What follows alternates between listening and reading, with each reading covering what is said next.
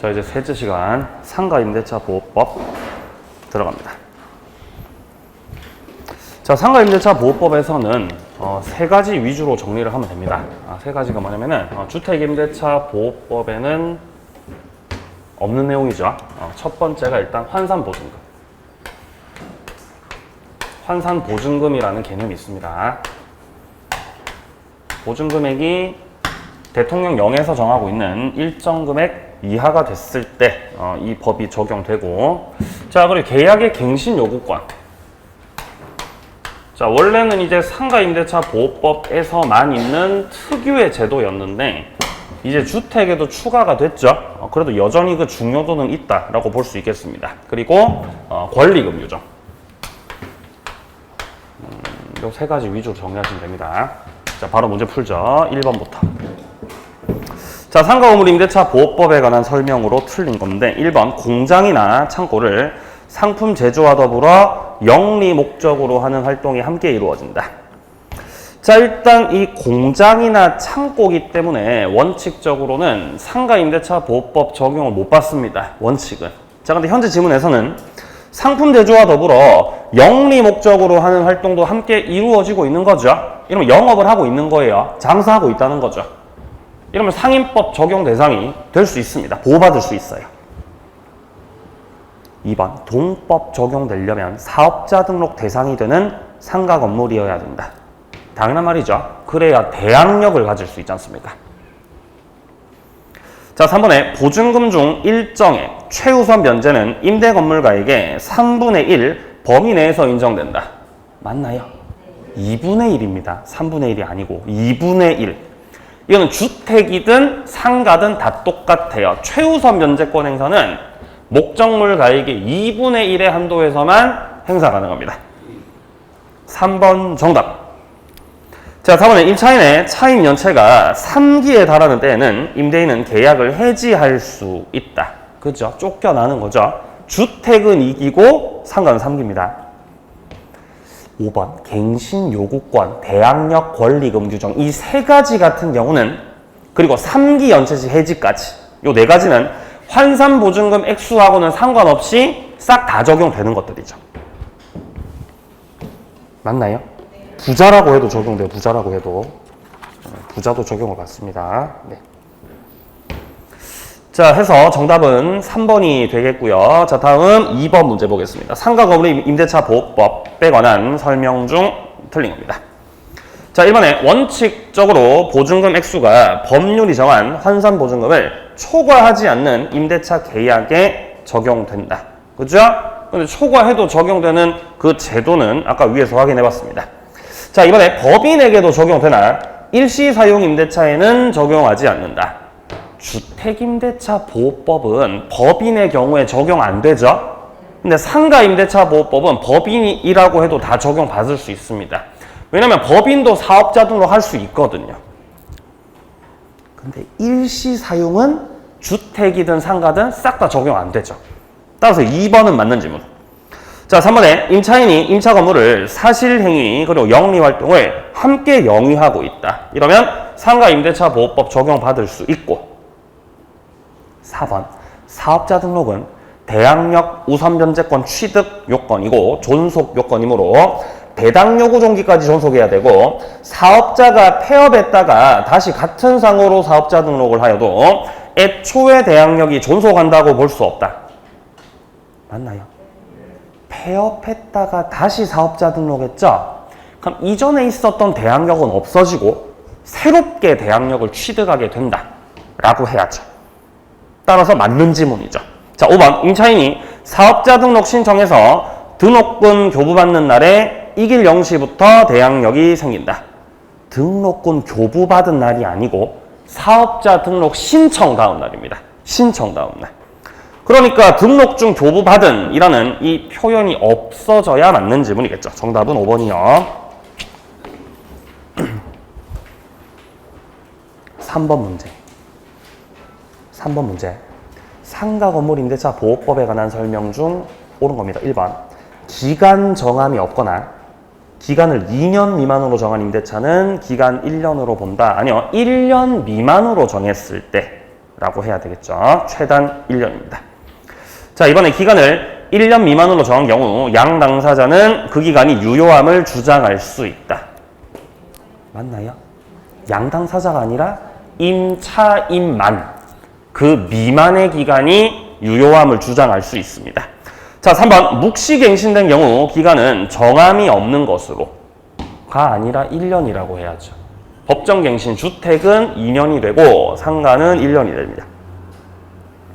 자, 4번입니다. 묵시갱신된 경우 양 당사자는 언제든지 임대차 해지할 수 있다. 양 당사자라고 하면 안 되죠. 뭐라고 해야 되죠? 임차인만 해지할 수 있다. 자, 4번도 틀렸고요. 자, 5번 계약갱신 요구권은 그쵸? 최초 임대차 계약 기간을 포함해서 10년의 범위에서 인정된다. 정답 5번이고요. 4번 문제. 자, 상가건물 임대차 보호법상 임대인이 임차인의 계약갱신 요구를 거절할 수 있는 사유에 해당하지 않는 경우는 몇 개냐? 기억이요. 임차인이 건물의 전부 일부를 경과실로 파손시켰다. 거절 사유 해당돼야 안 돼요? 해당 안 되죠. 뭘로 바꿔야 되죠? 중과실로 바꿔야 거절 사유에 해당됩니다. 자, 이은혜 임대인이 임차인에게 일방적으로 보상금 공탁했다. 합의한 게 아니죠. 거절 사유에 해당되지 않고요. 자, 이것은 2기라고 돼 있는데 이러면 안 됩니다. 3기를 연체해야 거절 사유에 해당이 되죠. 리얼에 임차인이 임대인 동의 없이 전부 일부를 전대했을 때 이거 지금 무단전대 말하는 거죠. 거절 사유 해당돼야 안 돼요? 해당되죠. 무단전대는 거절 사유에 해당된다. 자, 미음에 임대인이 목적 건물 대부분을 계약 기간 중 철거 또는 재건축하려고 할 때 철거 재건축을 하려면은 이거를 원인으로 해서 계약갱신 요구를 거절하고 싶으면은 임대차 계약 체결 시점서부터 이미 그 계획이 고지가 되어 있었고 그 계획대로 재건축하는 경우여야 된다 그랬죠. 그래서 요건 이제 해당이 안 되는 거죠. 해설 잠깐 확인해 보세요. 해설. 미음 보세요. 미음. 오른쪽 페이지 해설이요. 계약 기간 중이 아니고 임대차 계약 체결 당시에 철거나 재건축 계획에 대해서 이미 고지가 돼 있었고 그 계획대로 하는 경우 그때가 계약갱신 요구 거절 사유가 될 수 있다는 것입니다. 자, 그런 맥락에서 요 미음 같은 경우는 거절 사유가 아니고 자, 비읍은 그냥 목적 건물 개축하겠다라는 거죠. 요것도 역시 거절 사유가 아닙니다. 그리고 개축이 아니라 철거나 재건축이라고 해야 맞는 지문이겠죠. 자, 그래서 거절 사유에 해당하지 않는 게 총 현재 리을을 제외하고가 싹 다 사유가 아닙니다. 5개죠. 5번 문제 권리금. 틀린 겁니다. 1번 권리금 계약이란 임차인이 신규 임차인 되려는 자와의 권리금 지급하기로 하는 계약이죠. 신규 임차인으로부터 받게 되는 돈입니다. 권리금. 자, 이번 임대인은 기간 끝나기 6개월 전부터 종료시까지 임차인이 권리금 계약에 따라 신규 임차인 되려는 자로부터 권리금 받는 것을 방해해서는 안 된다. 방해해버리면 이거 손해배상 청구할 수 있는 거죠. 몇 년 내로 행사해야 돼요? 손해배상 청구. 몇 년 내로? 3년 내로. 3년이잖아요. 왜 3년이잖아요? 상가라서 3년이었잖아요. 그죠? 예. 자료 피세요. 자료 피세요. 290번, 289번. 자, 289번에 보시면 상가건물 임대차 보호법 제10조의 3 여기 나오고 있습니다. 자, 일단 1항에서 말하는 것은 권리금에 대한 개념이죠. 임대차 목적물인 상가건물에서 영업을 하는 자, 영업하려는 자가 시설비품 거래처 신용 노하우, 위치에 따른 영업상 이점 이런 것들에 대한 유형 무형의 재산적 가치 이런 것들에 대한 대가로서 보증금 이외로 지급하는 금전 이게 권리금이라는 거죠. 읽어보시고요. 저 다음 페이지 290번 상가건물 임대차 보호법 제10조의 4가 나오고 여기서 권리금 회수 기회를 보장해주고 있습니다. 1항에서 임대인은 임대차 기간이 끝나기 6개월 전부터 임대차 종료 시까지 다음 각 호 어느 하나에 해당하는 행위를 함으로써 권리금 계약에 따라 임차인이 주선한 신규 임차인이 되려는 자로부터 권리금 지급받는 것을 방해해서는 안 된다. 다만 10조 1항 각 호 어느 하나에 해당하는 사유가 있으면 그러하지 아니하다라고 돼 있죠. 그럼 방해해도 된다는 거죠. 다만 이유는요? 그렇지 않나요? 네, 방해해도 된다는 거죠. 어떤 경우는 방해해도 된다? 10조 1항. 10조 1항 어디 있어요? 10조 1항 바로 저기 그 전 페이지에 있잖아요. 그죠? 계약갱신 요구 관련해서 임대인이 계약갱신 요구를 거절할 수 있는 사유가 8개가 있었지 않습니까? 맞습니까? 이런 사유에 해당됐을 때는 새로운 신규 임차인과의 임대차 계약 체결을 거절할 수도 있다는 것입니다. 권리금을 받지 못하도록 할 수도 있다는 거죠. 임대인의 입장에서. 자, 그럼 방해 행위가 지금 예를 들어 4가지를 지금 열거하고 있어요. 자, 1호에서 말하는 건 신규 임차인 되려는 자에게 권리금을 요구하거나 권리금을 수수하는 겁니다. 임대인이 권리금 자기가 챙기고 있죠. 방해하시는 거죠, 이거.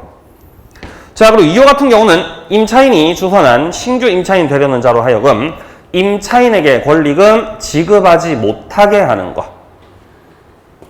3호 같은 경우는 상가 건물에 관한 조세 공과금, 주변 건물 차임 보증금, 그 밖에 부담에 따른 금액에 비춰봤을 때 현저히 고액의 차임과 보증금을 요구하시는 거. 방해하시는 겁니다. 4호는 그 밖에 별다른 사유 없이 임대차 계약 체결을 거절하는 거. 이런 게 다 방해 행위라는 거죠. 자, 근데 밑에 2항을 내려가면 다음 각 호에 해당한다면은 정당한 사유가 있는 걸로 본다. 지금 1항 4호에서 말하는 것은 임대차 계약 체결 거절을 말하는 거죠. 그러니까 여기서 열거하고 있는 이 사유에 해당되는 경우는 신규 임차인과의 임대차 계약 체결을 뭐 할 수 있다? 거절할 수 있다는 거죠. 첫 번째, 신규 임차인 되려는 자가 보증금, 차임을 지급할 자력이 없어요. 자력이 없다는 게 뭔 뜻이죠? 개털이다. 에? 얘가 지금 보증금 낼 돈도 없고 월세 낼 돈도 없다고요, 지금. 그럼 당연히 임대차 계약할 거예요, 거절할 거예요? 거절해야죠, 거절해야죠. 너 돈도 없잖아. 2호요. 신규 임차인 되려는 자가 임차인으로서의 의무를 위반할 우려가 있다는 거죠. 그리고 그 밖에 임대차 유지하기 힘든 사유가 있을 때. 3호. 임대차 목적물인 상가 건물을 1년 6개월 이상 영리 목적으로 사용하지 않았다. 자, 그럼 더 이상 영업을 하지 않고 있다는 건데 계속해서 이러면은 임대차 계약 체결을 거절할 수 있습니다. 1년 6개월. 자, 4호는 임대인이 선택한 신규 임차인이 임차인과 권리금 계약을 체결했고 권리금 지급을 했습니다. 그럼 임대인이 선택한 신규 임차인이 다음 세입자로 들어올 거죠? 누가 선택한 임차인이? 임대인이 선택한 신규 임차인이 들어올 거잖아요. 이미 권리금 계약도 체결 다 하셨죠? 권리금도 다 받으셨고요. 근데 또 다른 신규 임차인을 데리고 왔다는 거죠, 임차인이. 그럼 임대인이 계약을 하겠어요? 계약을 거절하겠어요? 예? 예. 아니, 지금 임대인이 있고 임차인이 있는데 지금 뭔 상황이냐면요. 임대인이 선택한 신규 임차인 되려는 자가 있는 거예요. 야, 내가 지금 신규 임차인 데리고 왔거든? 얘가 이제 다음 임차인 될 거야. 라고 누가 데리고 왔다고요? 임대인이 데리고 왔다고요. 데리고 왔다. 이제 을도 A를 보니까 이제 마음에 드는 거죠. 괜찮네, 괜찮네. 그래서 여기서 권리금 계약을 했다고요. 권리금 계약을. 권리금 계약을 체결했고, 이 임대인이 데리고 온 신규 임차인이 권리금 지급을 했다고요. 그럼 다음 세입자 정해졌잖아요. 근데 얘가 다른 또 애를 데리고 왔다고요. 또 신규 임차인 되려는 자 데리고 왔다고요. 그럼 당연히 갑은 이 B와의 임대차 계약 체결을 합니까? 거절합니까? 거절하는 거죠, 지금. 이미 A로 결정이 됐는데. 이 말이에요, 지금 4, 5가. 이 경우는 거절할 수 있다. 밑에 사망이야. 임대인이 1항을 위반해서 임차인에게 손해를 발생하게 했다면은 손해배상할 책임이 있고, 그중 손해배상액은 신규 임차인이 임차인에게 지급하기로 한 권리금과 임대차 종료 당시 권리금 중 낮은 금액을 넘지 못한다. 자, 그리고 밑에 4항에 보시면 이제 임대차 종료한 날로부터 3년 내로 행사하지 않으면 시효로 소멸한다는 거죠. 그러니까 3년 내로 행사하셔야 돼요. 3년. 네. 자, 그럼 다시 문제로 돌아와서 4번 지문에서 임대인이 적법한 권리금 계약을 방해해서 임차인에게 손해를 발생하게 한 때 임대차 종료일로부터 3년 내로 손해를 배상할 책임이 있다. 이게 이제 맞는 지문이라는 거죠. 그리고 위에 1번, 2번, 3번 지문 같은 경우는 조문에 있는 내용들을 그대로 넣어놨으니까 읽어보시면 되고요. 그리고 5번 지문 보세요. 5번 지문. 임대차 목적물인 상가 건물을 임대인이 3년 이상 영리 목적으로 사용하지 않았다. 권리금 계약 체결 거절에 정당한 사유가 있는 것으로 본다. 아니잖아요. 뭘로 바꿔야 됩니다. 1년 6개월로 바꿔야 됩니다. 3년이 아닙니다. 정답은 5번이었어요. 넘기세요.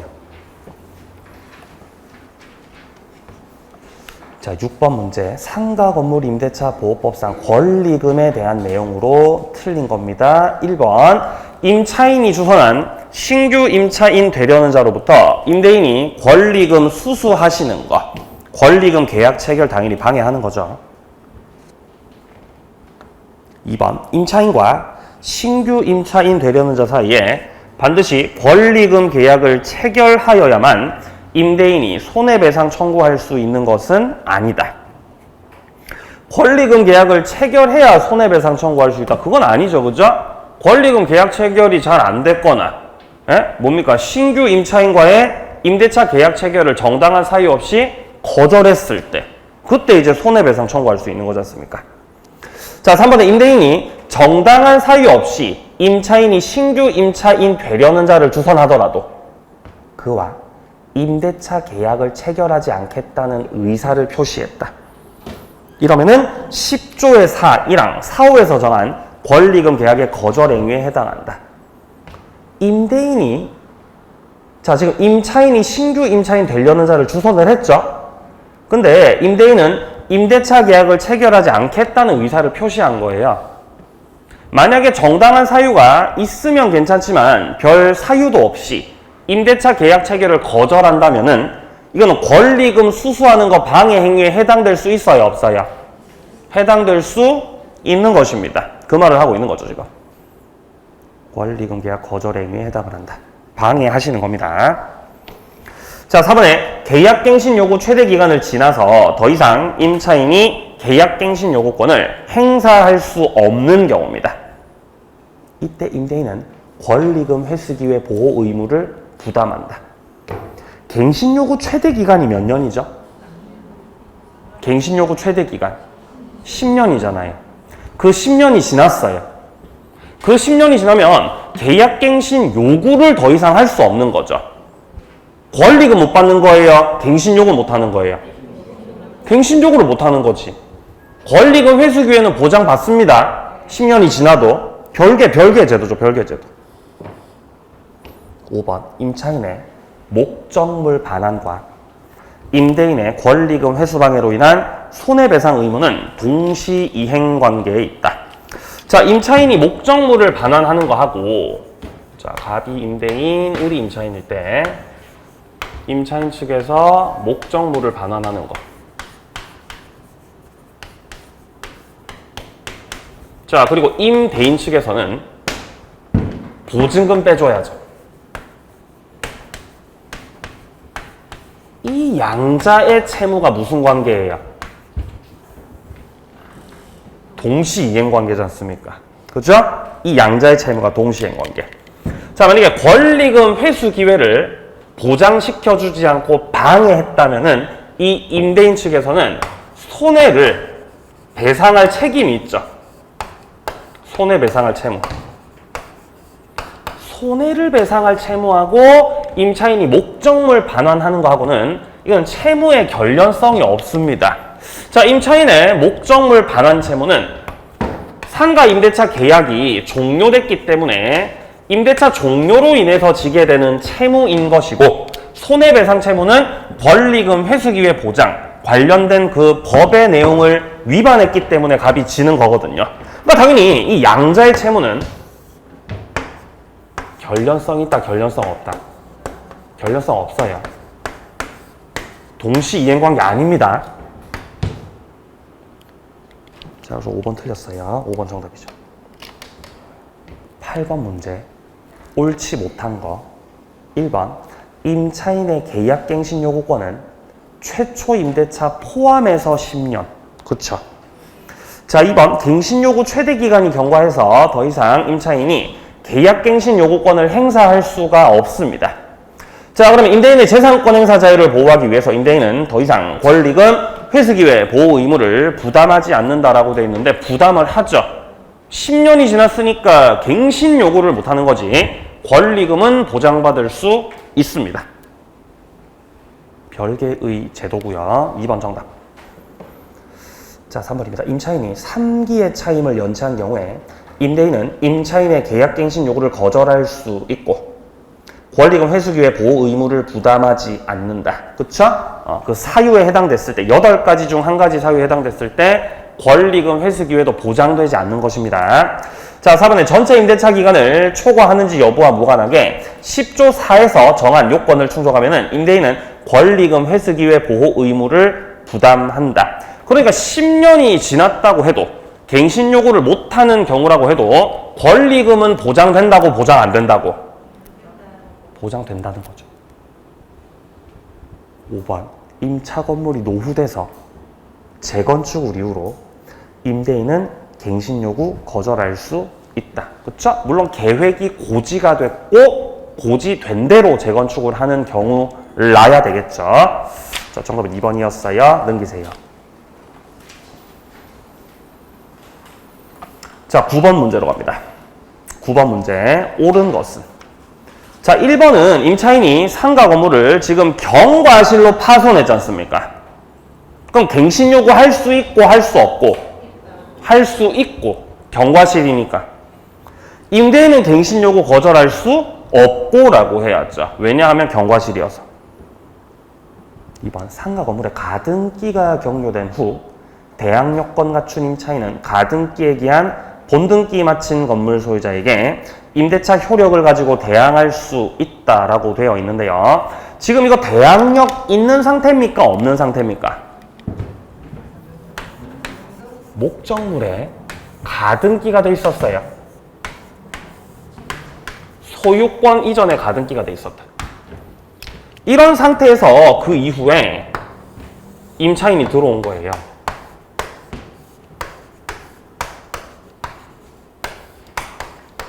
그럼 임차권보다 가등기가 더 빨리 일단 들어왔지 않습니까? 자, 그럼 그 이후에 이 가등기에 의해서 본등기가 실행돼서 가등기를 통해서 을이 소유자가 됐을 때 소유권을 취득하게 됐을 때 이때는 순위가 늦었기 때문에 이 경우 후순위 임차인은 대항력이 없다라고 하셔야 돼요. 순위가 늦었습니다.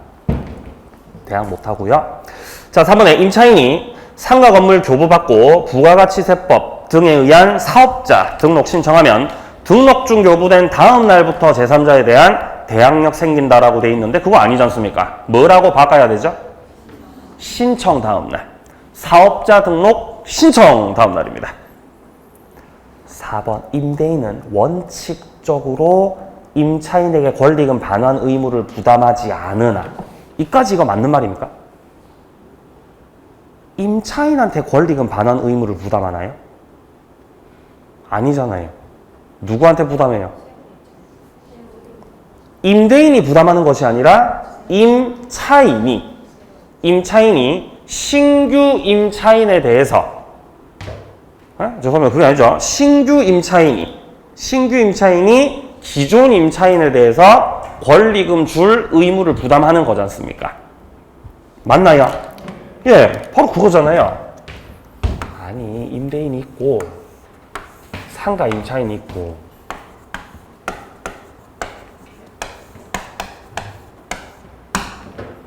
그리고 신규 임차인이 있고 그럼 권리금 누가 주는 거예요? 신규 임차인이 주잖아요. 권리금을. 누구한테? 기존 임차인한테. 얘한테 이렇게 권리금 주잖아요.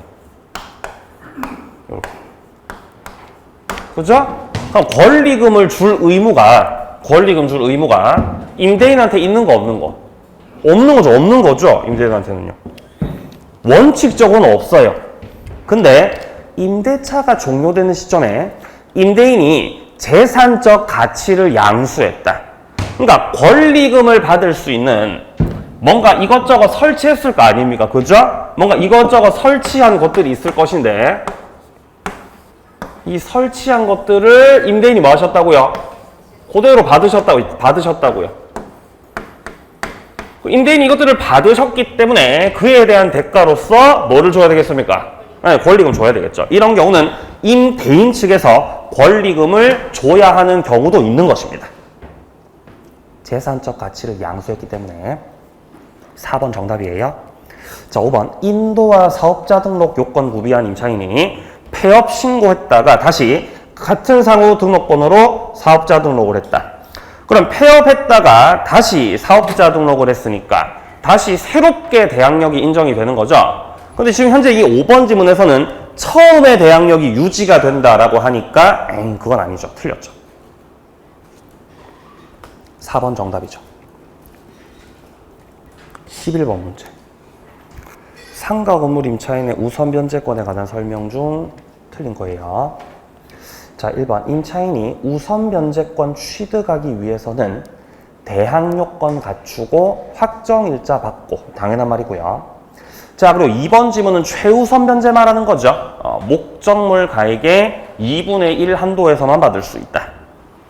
자, 3번에 우선 변제, 임차권 등기 명령 제도 등은 환산 보증금 초과하는 임대차여도 적용된다. 맞나요? 환산 보증금 초과해도 적용되는 거 뭐 있었죠? 예?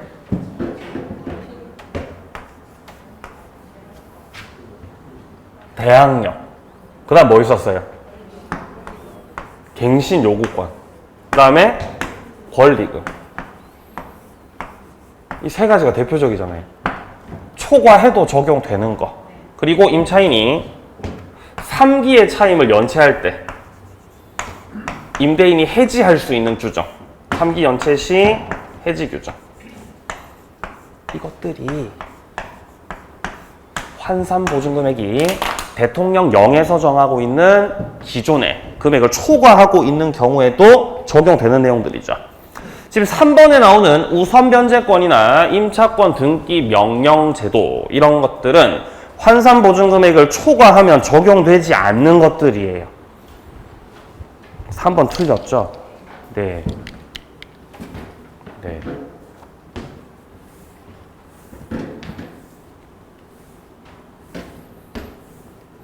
그럼 예를 들어서 환산 보증 금액 기준 한도를 보면 서울시 기준으로 하면은 9억 이하여야 되거든요. 9억 이하. 서울시 기준. 서울시에서 상가임대차 보호법에 따라서 보호를 받으려면은 9억을 넘기면 안 돼요. 환산 보증 금액이. 근데 환산 보증 금액을 계산해 보니까 이 서울시의 이 상가 임차인이 환산 보증 금액을 계산해 봤더니 9억 5천이에요.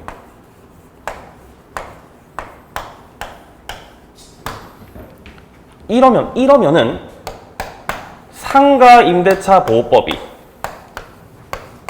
적용이 됩니다, 적용이 안 됩니다? 적용이 안 됩니다라고 해야 돼요. 보호를 받습니다, 보호를 못 받습니다?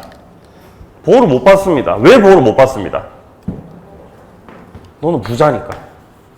넌 부자잖아요, 부자. 그죠? 부자. 그러니까 서울에서 9억 넘기면 다 부자라는 거예요. 보호를 못 받아야 9억 이하가 돼야 된다는 거죠.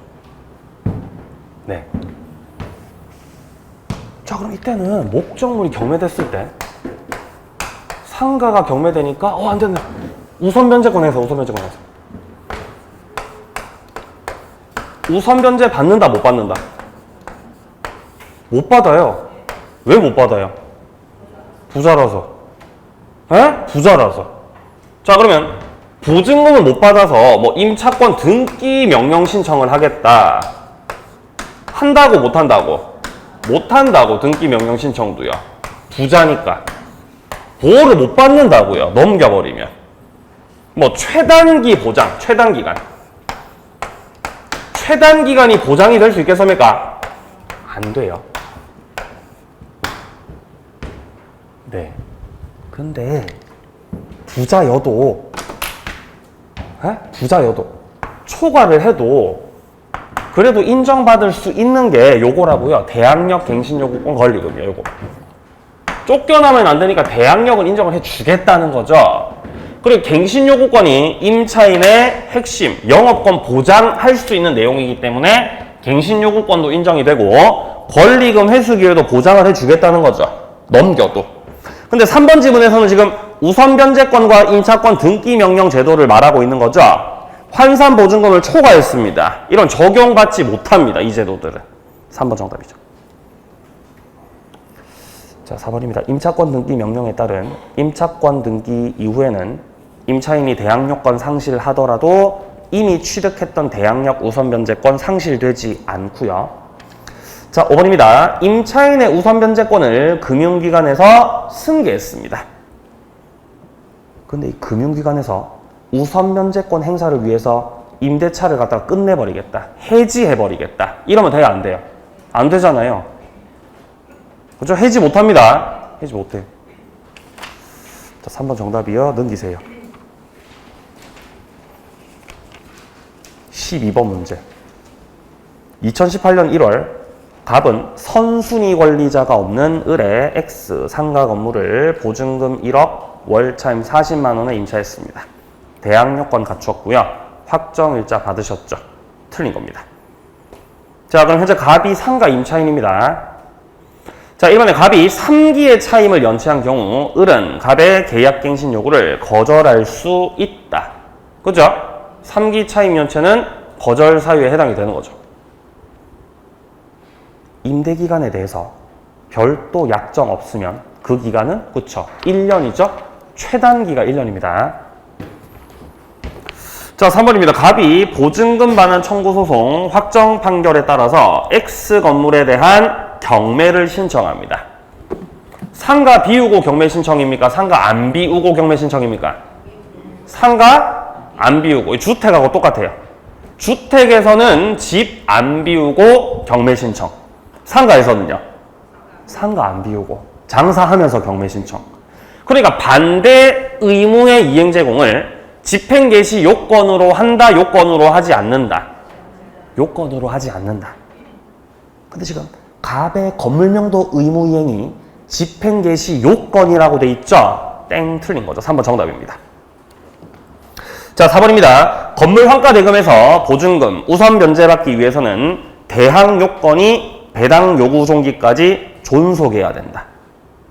맞나요? 우선 변제 받으려면 대항력을 유지하고 있어야 되죠. 그 상태에서 추가적으로 뭐도 있어야 되죠?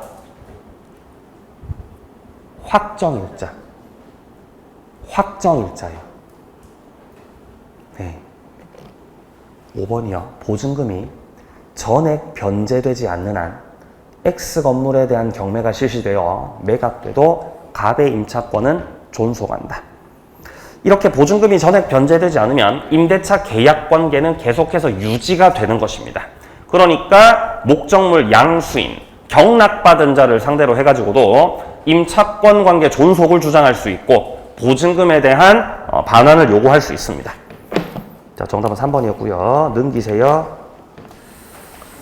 자, 뒤에 문제 다 뭐 기출되는 것들은 좀 스스로 풀어보시고요. 자, 마지막 17번 문제 보죠. 17번. 자, 주택임대차 보호법 환산보증금 이내 상가 건물 임대차 보호법 비교 설명한 것이다. 옳지 않은 거. 1번 대항력은 주택은 인도 주민등록 다음날, 상가는 인도 부가가치세법 등에 의한 사업자 등록 신청 다음날. 그쵸? 주민등록 다음날, 사업자 등록 신청 다음날. 자, 이번에 최우선 면제받는 한도액이 주택은 주택과 대지가액의 2분의 1인데 상가는 가액의 3분의 1이다 라고 돼 있는데 틀렸죠.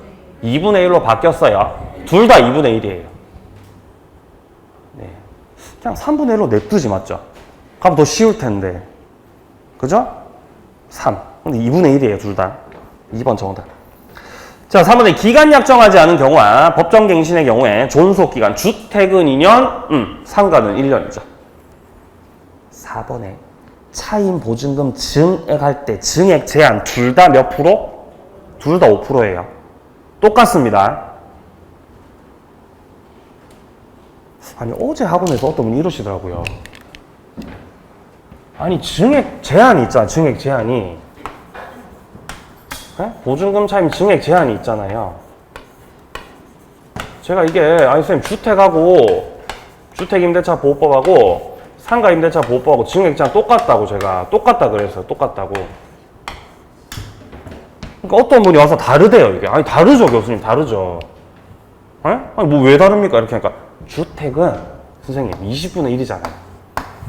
20분의 1로 제한해놨잖아요. 그쵸? 상가는 100분의 5잖아요. 다르다는 거예요, 그래서. 아니, 무슨 말씀 하시는 거냐고. 이것도 그냥 5%인가 같은 거죠, 같은 거. 다르대요. 어떻게 20분의 1하고 100분의 5가 다르냐는, 같냐는 거죠. 같은 거예요, 다른 거예요? 예? 같은 거, 다른 거. 아니, 당연히 같은 거죠. 둘 다 5%잖아요. 같아요, 5%. 근데 규정된 내용을 보면 주택은 20분의 1이라고 돼 있고 상가는 100분의 5라고 돼 있어요. 같습니다. 같아. 자, 5번도 당연히 맞는 말이고요. 정답은 2번입니다. 자, 이제 가등기 담보 등에 관한 법률로 들어가죠.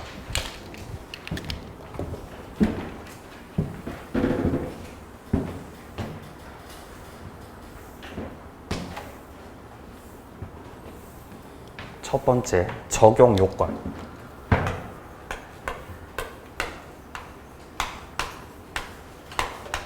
가등기, 담보 등에 관한 법률이 적용되기 위해서는 세 가지 요건이 필요해요.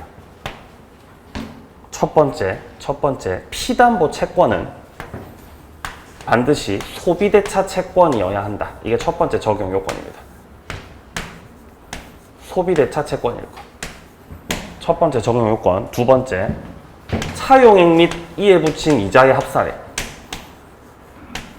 차용액 및 이에 붙인 이자 합산액을 목적물의 가액과 비교를 해봤을 때 목적물의 가액이 더 커야 된다. 그래야 이 법률이 적용될 수 있어요. 그리고 세 번째로 채권자 명의로 가등기를 하거나 아니면은 소유권 이전 등기를 경영하여야 한다. 이렇게 했을 때 비로소 이 가등기 담보 등에 관한 법률이 적용될 수 있는 것입니다. 자, 그럼 채권자 명의로 채권 담보 목적에 가등기를 하면 이거를 뭐라 그래요? 무슨 권이라 그래요? 가등기 담보권. 그럼 채권자 명의로 소유권 이전 등기하면 이거는 무슨 권이라 그래요? 양도담보권이라 그러죠. 그죠? 그럼 두 가지 권리가 나와요. 가등기 담보권과 양도담보권. 자, 그러면 채무자가 있고 을이 가등기 권리자일 때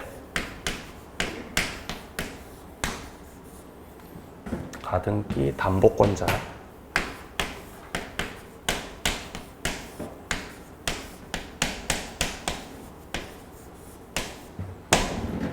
가등기 해놨고 그리고 얘는 아직 채권자고 소유권을 취득을 하지는 못한 거죠.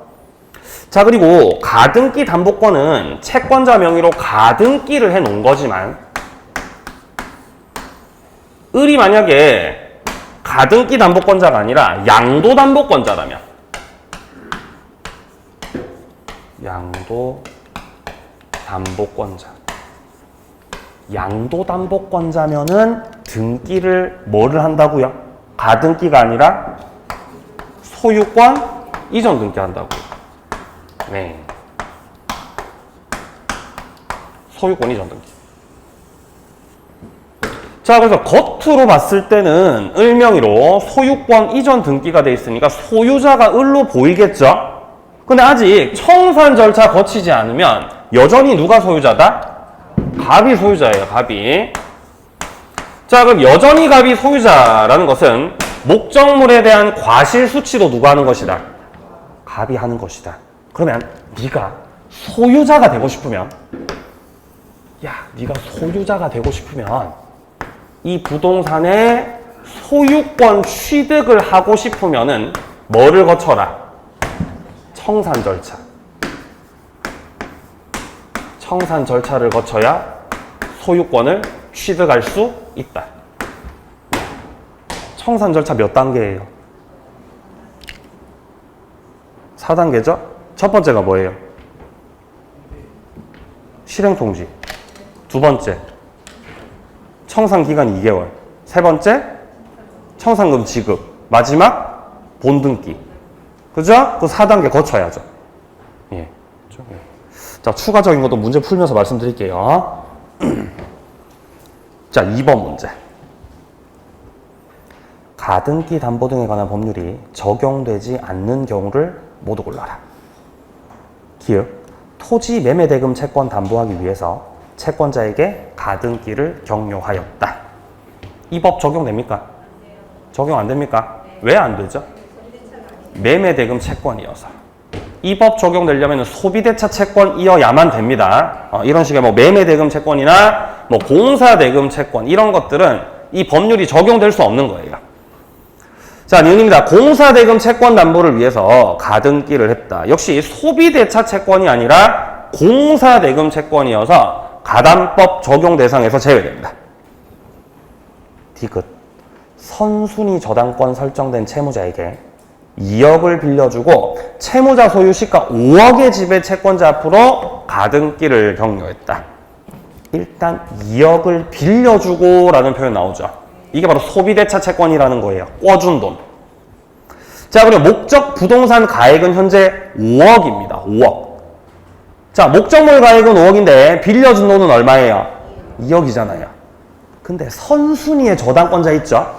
자, 그럼 목적물 가액에서 선순위 채권액을 빼서 비교해야 되는 거죠? 그럼 5억에서 선순위 저당권자 채권액인 1억을 빼면 4억이잖아요. 그 4억하고 빌려준 돈 2억하고 비교해보면 결국 목적물 가액이 더 크지 않습니까? 그럼 이 법 적용되는 거 안 되는 거? 적용되는 거. 디귿은 적용되는 거. 리을에 1,000만 원 빌려주고 대물변제 예약으로 채무자 소유의 시가 1억짜리 선박에 대해서 가등기를 격려하였다. 선박은 부동산이에요? 동산이에요? 선박. 동산이에요. 동산입니다. 원칙적으로 이 동산에 대해서는 가담법 적용이 안 된다 그래야 돼요. 왜냐면 이 법률의 적용을 받으려면 반드시 뭐를 해야 되기 때문에 이런 식의 등기를 해야 되거든요. 등기를 해야. 동산은 등기를 해야 안 해요. 동산은. 등기 안 하죠. 근데 이런 식의 선박이나 자동차 같은 경우는 등록이라는 걸 하지 않습니까? 등록을 하죠. 그래서 이런 경우는 적용될 수 있어요. 선박이나 자동차 같은 것들. 1,000만 원을 빌려줬고요. 선박은 1억짜리잖아요. 그럼 목적물 가액이 훨씬 더 크죠? 이 법 적용돼야 안 돼요? 네? 가등기 했잖아요. 가등기 했죠? 목적물 가액이 더 커요. 적용되죠. 그죠? 적용됩니다. 자, 미음에. 채무자한테 1억을 빌려주고 시가 3억 상당의 토지를 채권자에게 양도담보 제공하기로 약속하고, 근데 소유권 이전 등기가 안 됐네요. 양도담보권 취득하려면, 이 법 적용되려면 가등기를 하든 아니면 소유권 이전 등기 해야 되는데 그걸 안 하셨네요. 적용된다 안 된다? 안 돼요. 비읍 가등기 주된 목적이 매매대금 채권 확보에 있고 대여금 채권의 확보는 그냥 부수적인 것에 불과하다. 그럼 주된 채권 자체가 소비대차 채권이 아니라 역시 매매대금 채권이라는 거 아니겠습니까? 적용 안 됩니다. 이러면. 자, 그래서 이 법 적용되지 않는 거는 기흥, 니은하고 미음, 비읍이겠죠? 정답은 3번입니다. 밑으로 3번 문제. 가담법에 관한 설명 중 옳지 않은 건데요. 1번 지문에서 담보가등기 권리자하고 청구권 보전가등기 권리자는 담보물이 경매된 경우에 모두 채권액을 신고하여야 우선 변제받고 경매로 소멸한다. 1번 지문에서 말하는 건요.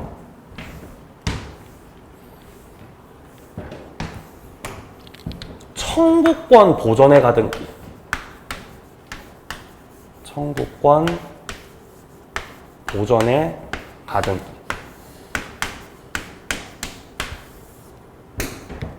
가 있고, 그 다음에 가등기 담보권이 있어요.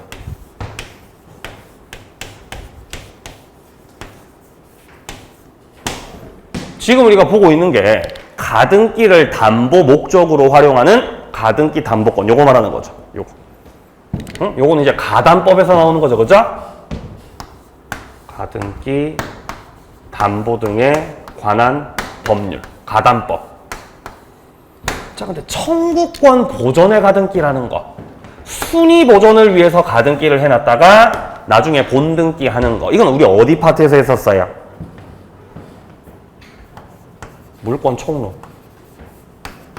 물권 총론에 보시면 등기 관련된 제도들 나오는 데서 가등기가 나왔어요. 그러니까 이렇게 가등기가 두 가지예요. 우리 시험 범위 안에서. 원래 가등기라고 하는 제도를 만든 취지 자체가 채권적 청구권을 보전하기 위해서, 순위를 보전하기 위해서 가등기를 해놨다가 본등기를 하는 거잖아요. 그죠? 이러라고 만든 게 가등기라고. 이렇게 하시라고 만든 게. 근데 이거를 머리 좋은 사채업자들이 담보권으로 활용하면서 가등기 담보권이라고 불렸고 이 법률까지 만들어진 거죠. 그러면 청구권 보전의 가등기든 가등기 담보권이든 그냥 등기부를 보면, 등기부를 열람을 해보면은 그냥 가등기라고 돼 있겠죠. 가등기 권리자. 이렇게 기재가 돼 있는 거예요. 그러면 그냥 통상적으로는 청구권 보전 가등기라고 생각해요? 가등기 담보권이라고 생각해요? 네? 뭐라고 생각한다? 당연히 이거라고 생각하죠. 1호라고 만든 제도인데 1호라고. 그러니까 특별히 다른 사정이 없는 한은 청구권 보전의 가등기로 볼 수밖에 없는 거예요. 자, 그러면 갑이 소유자. 이때 을의 명의로 가등기가 되어 있었다. 을의 명의로 가등기가 되어 있었다. 그리고 그 이후에